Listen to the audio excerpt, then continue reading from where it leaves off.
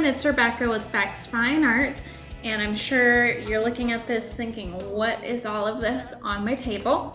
Well, today we are going to be painting without brushes. So I literally just went around my whole house, looked for a bunch of random stuff, and we're going to test out and see how awesome the paintings are. All right, so I'm going to show you guys the stuff that I found. Now, keep in mind, I don't have kids yet, so unfortunately I may not have as cool of stuff as some of you, because you can definitely use toys to paint with, which I think would be super awesome, but this is the best I could do not having kids. So first, I have this weird flower decoration. It's just to go in flower arrangements to make it more interesting. A couple different combs. This I'm really excited about. Q-tips. Some serving utensils, another serving utensil, a meat cleaver, a water bottle lid, a mason jar lid, some bubble wrap, yarn, a tape dispenser. Everyone should have a bunch of this, right? Toilet paper tube. So these are actually succulent holders. They've obviously died, but I thought maybe I could do like dinosaur footprints. I'm also gonna use this dried dead succulent to paint with. An apple cutter. Some foil I took out of my recycling. Super fun right there. And that's all that I could really find that I thought would have good texture. Obviously there's bunches of stuff you can paint with, like toothpicks or skewers or paper clips, things like that, but I was really trying to go for stuff that would make interesting marks.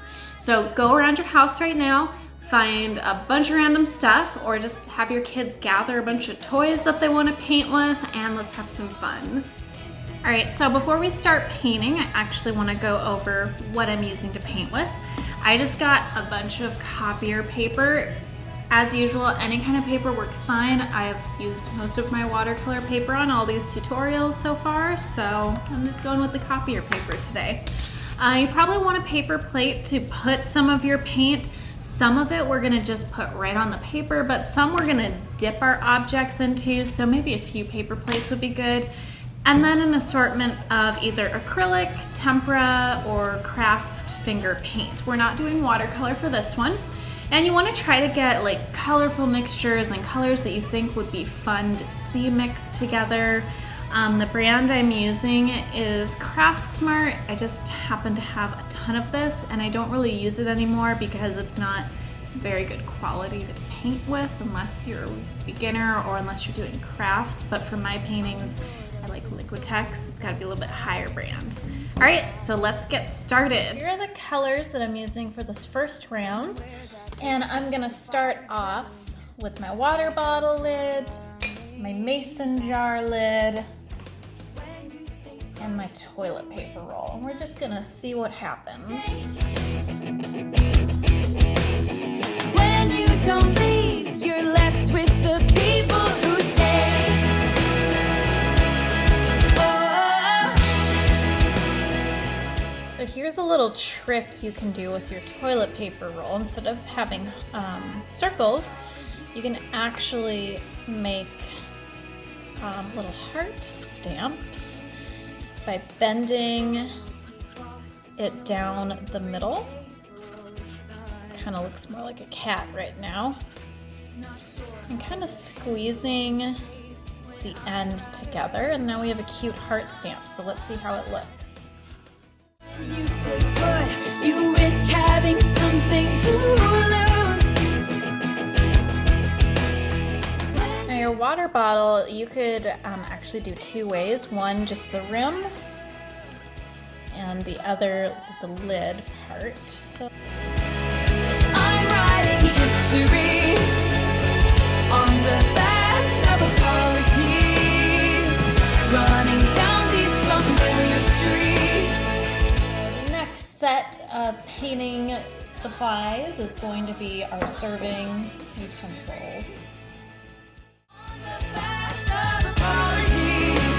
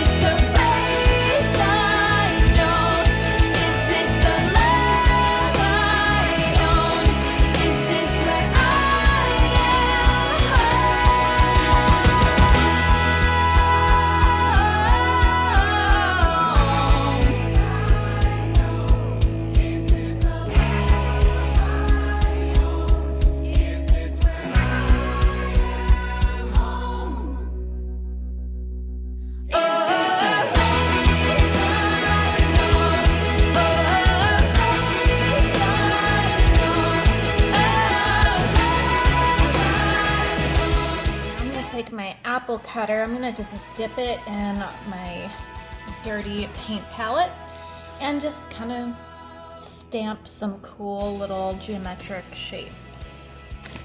Hopefully it works.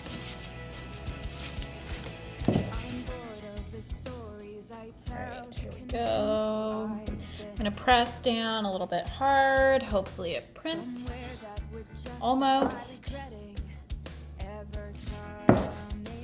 What happens if I turn it? Ooh, that's kind of cool. Here, let's get another sheet of paper and try that spinning thing.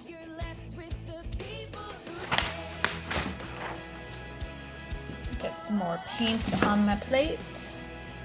New palette, sort of.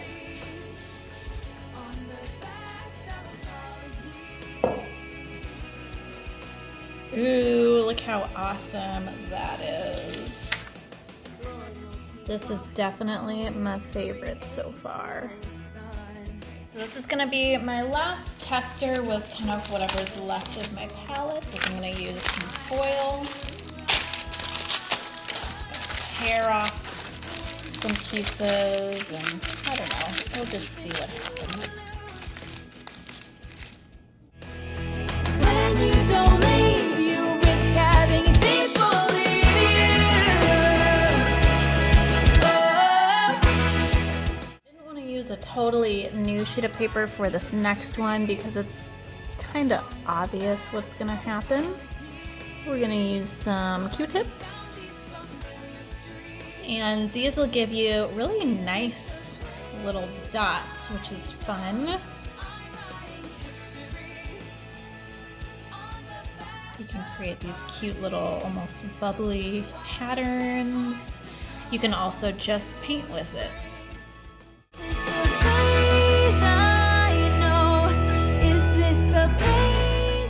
Looking at these dinosaurs' feet, and they're not actually very level at all. If you can see, this one's pretty bent.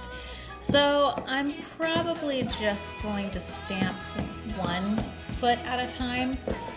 This one I might be able to do all four, but his feet are actually pretty rounded, so I don't even really know if it's gonna look like dinosaur feet. So we'll just see again what happens.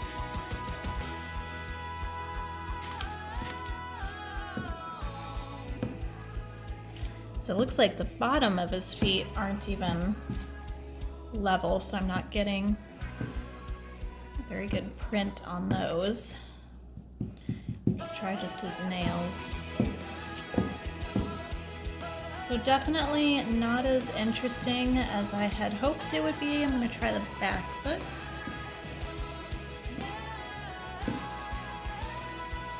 Yeah, not too great on that one.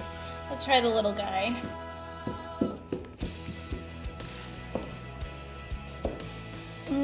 Just as I suspected, it really doesn't look like dinosaur feet.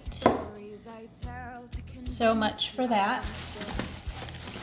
And then I took out the dried succulent, which you can do this with any kind of plants around your yard or neighborhood. I'm actually going to do a separate video that's painting with nature, because it does give you kind of cool textures. So this is actually very similar to a brush, just obviously it's falling apart because it's dead. I'm gonna try something a little bit different with this one. I just squirted some colors on this paper plate. I'm gonna get my yarn all painted up. And I have never done this experiment before. Some of you, I'm sure, have probably seen it, where you take a piece of yarn, you kind of make it all squiggly on a piece of paper, and then you pull it out. I swear I've never done it, so it's probably going to be a fail, but we'll see what happens. So you want to fold your paper over the top of your yarn, and then I believe you kind of press hard and then pull it out.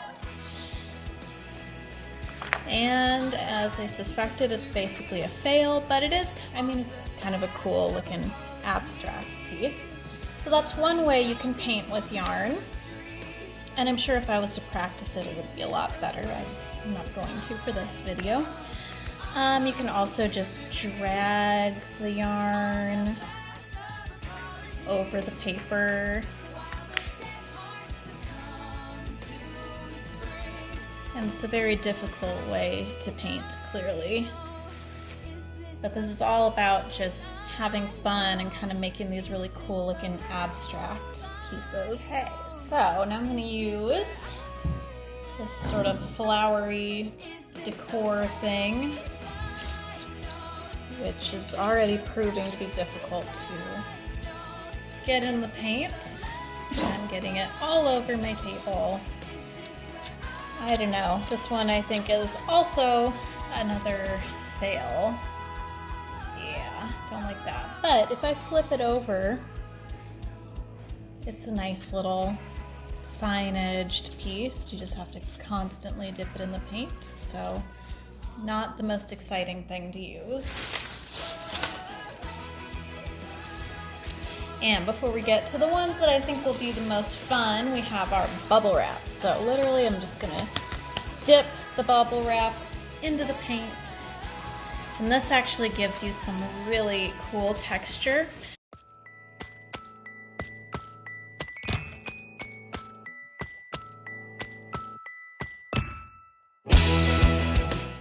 All right, so for this one I'm doing something a little bit different. I'm gonna just squirt the paint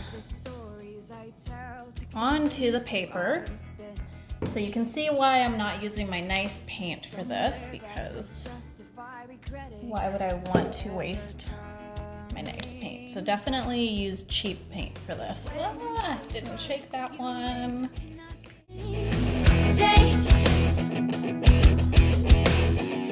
I'm gonna take my pick first. This looks so awesome. It almost gives you like that pour painting look without trying to have to figure out how to do it properly. Awesome. I'm gonna zoom in and show you guys. I'm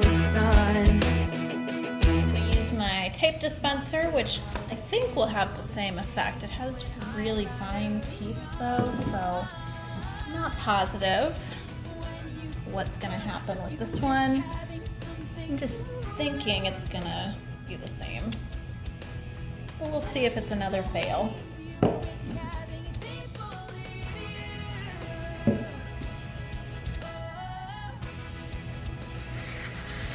Ooh, oh my gosh, that is way better than I thought it would be. So awesome. Let's see what happens when we crisscross. Oh my goodness. Definitely making a TikTok of this, FYI.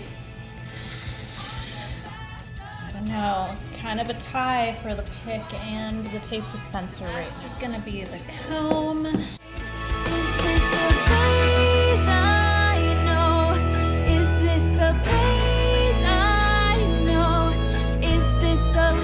All right, we ready?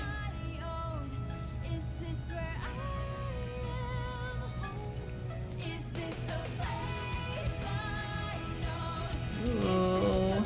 Oh my goodness, towards the end it got really cool. All right, let's go back this way. Ooh, you guys, that is so cool.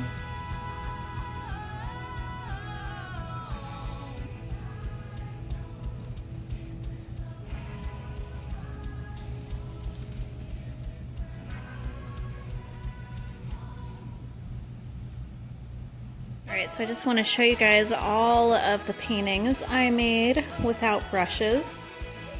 Now you can definitely make some really awesome paintings this way. I was just testing it out. Maybe I'll make a separate video actually using these to make some pretty cool paintings. But you can see like the fork, the comb, the pick, the tape dispenser, those made some really cool things, as well as the bubble wrap. And I was actually really surprised with how cool the apple cutter looked too, as well as this spoon piece. Alright guys, I hope you had fun with this video and found some really awesome and unique things to paint with. Everyone's got different stuff in their house, so feel free to share those with me so I can repost them on my social media. That would be awesome. And don't forget to subscribe to my channel. Alright, see you guys next time.